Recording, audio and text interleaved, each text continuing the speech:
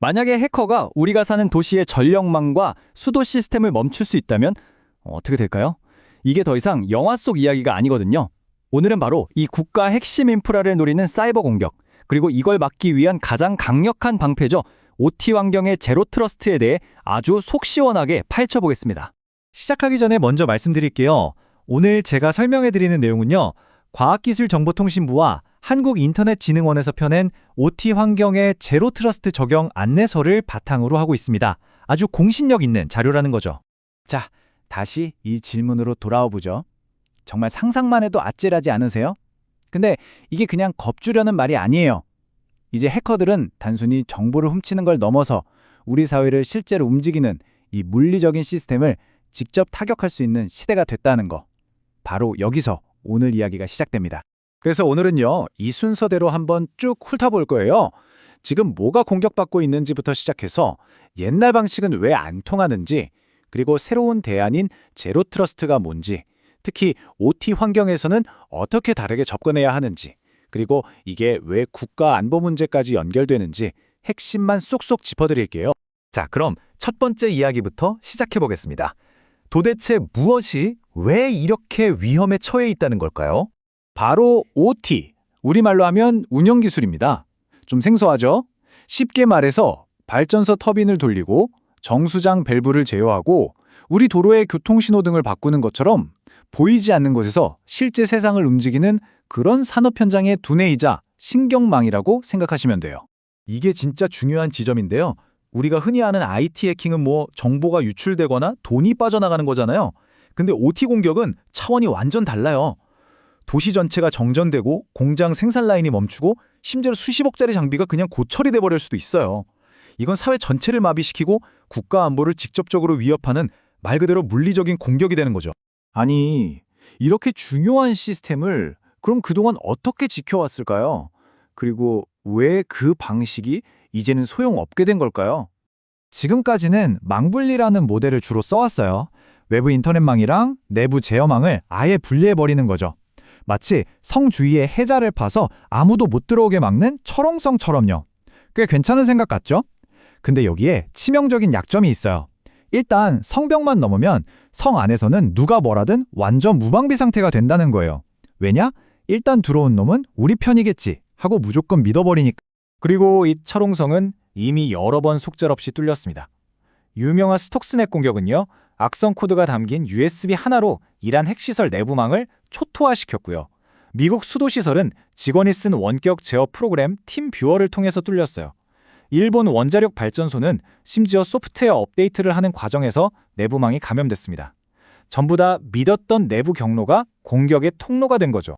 자, 이렇게 튼튼하다고 믿었던 성벽이 자꾸 무너지니까 이제 보안에 대한 생각 자체를 아예 뿌리부터 바꿔야 한다는 목소리가 나오기 시작했습니다. 그게 바로 제로 트러스트, 즉 신뢰 제로 패러다임의 시작입니다. 핵심 철학은 이 한 문장으로 모든 게 설명돼요. 절대 믿지 말고 항상 검증하라. 내부 직원이라고? 못 믿어. 회사 노트북이라고? 못 믿어. 그 누구도 그 어떤 장치도 처음부터 믿지 않고 뭔가를 하려고 할 때마다 계속해서 신원을 확인하고 권한을 검증하겠다는 겁니다. 이 그림이 좀 복잡해 보이죠? 제가 쉽게 설명해 드릴게요. 모든 접근 요청은 일단 정책 시행 지점, PEP라는 문지기를 거쳐야 해요. 근데 이 문지기는 자기 마음대로 문을 안 열어줘요. 항상 정책 결정 지점, PDP라는 똑똑한 관제탑에 물어봅니다. 이 친구가 지금 여기 들어가려는데 괜찮을까요? 그럼 관제탑은 이 친구가 누군지, 어디서 접속했는지, 쓰는 기기는 안정한지 온갖 정보를 싹 다 확인하고 나서야 들여보내줘! 하고 결정을 내려주는 거죠.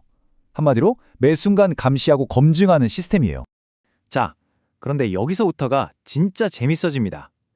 IT 세상에서 잘 돌아가는 이 제로 트러스트 모델을요, 공장이나 발전소 같은 OT 환경에 그냥 복사해서 붙여넣기 할 수가 없다는 거예요. 도대체 왜 그럴까요? 이 표를 보시면 답이 나옵니다. IT 환경은 데이터 보호, 즉 보안이 최우선이에요. 하지만 OT는요, 단 1초라도 멈추면 큰일 나는 무중단 가용성과 실시간성이 목숨처럼 중요합니다. 보안 검사한다고 공장이 0.1초라도 멈춘다? 절대 안 되는 거죠. 게다가 아직도 20년, 30년 된 낡은 장비를 그대로 쓰는 것도 많고 통신 방식도 자기들만의 방식을 쓰는 경우가 허다해요. 사고가 나면 바로 인명 피해로 이어질 수도 있고요.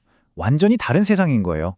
OT 네트워크는 보통 이 퍼듀 모델이라는 계층 구조로 되어 있어요. 맨 아래 레벨 0은 실제 현장에서 돌아가는 센서나 모터 같은 물리 장비들이고요. 위로 올라갈수록 제어 시스템을 거쳐서 맨 위 레벨 4에는 우리가 쓰는 일반 사무실 업무방이 있는 구조죠. 중요한 건 뭐냐면 각 층마다 쓰는 언어도 다르고 역할도 다르다는 거예요. 공장 바닥에서 돌아가는 기계에 적용하는 규칙이랑 경영진 이메일에 적용하는 보안 규칙이 같을 수가 없겠죠. 바로 그겁니다. 자, 그럼 이제 해결책으로 한번 가보죠. 이렇게 까다롭고 예민한 OT 시스템을 위해서 제로 트러스트 전략을 어떻게 맞춤 설계해야 할까요? OT를 위한 제로 트러스트는 이 4가지 원칙을 반드시 지켜야만 합니다. 첫째, 무슨 짓을 하던 시스템의 실시간성과 가용성은 절대 건드리면 안 된다. 이게 대전제고요. 둘째, 만약에 네트워크에 문제가 생겨도 현장 장비들은 자기 혼자서라도 계속 돌아갈 수 있어야 한다. 그리고 나머지 2개는 OT와 IT 전체에 걸쳐서 이미 해커는 내부에 있다고 가정하고 모든 움직임을 끊임없이 감시해야 한다는 겁니다. 이걸 실제로 도입하는 과정은 이 5단계 로드맵을 따라가는 게 일반적이에요. 그냥 무작정 보안 장비부터 사는 게 아니고요. 먼저 우리 공장에 어떤 장비들이 있는지 목록부터 만들고 1단계, 걔네들끼리 어떻게 데이터를 주고받는지 눈으로 확인한 다음에 2단계, 우리 환경에 딱 맞는 맞춤형 설계도를 그리고 정책을 만드는 거죠. 3, 4단계. 그리고 마지막으로 이걸로 끝이 아니라 계속해서 시스템을 감시하고 개선해 나가는 5단계 과정이 필요합니다. 자, 이제 거의 다 왔습니다. 이렇게 복잡한 기술 이야기를 쭉 했는데 이 모든 게 결국 무엇을 위한 걸까요? 이 이야기의 종착점은 어디일까요? OT 보안은요, 이제 더 이상 특정 공장의 기술팀이나 보안 담당자만의 일이 아닙니다. 우리나라의 전력망, 수도 시스템, 교통망을 지키는 일은요, 곧 우리 모두의 안전과 국가의 안보를 지키는 일과 똑같은 무게를 가집니다. 제로 트러스트는 바로 이 중요한 국가 안보를 위한 새로운 국방 시스템이라고 할 수 있는 거죠. 오늘 제가 준비한 이야기는 여기까지입니다. 국가 핵심 인프라 보안이 왜 중요한지 조금이나마 감이 오셨으면 좋겠습니다. 오늘 내용이 유익하셨다면 좋아요와 구독 한 번씩 꼭 부탁드릴게요.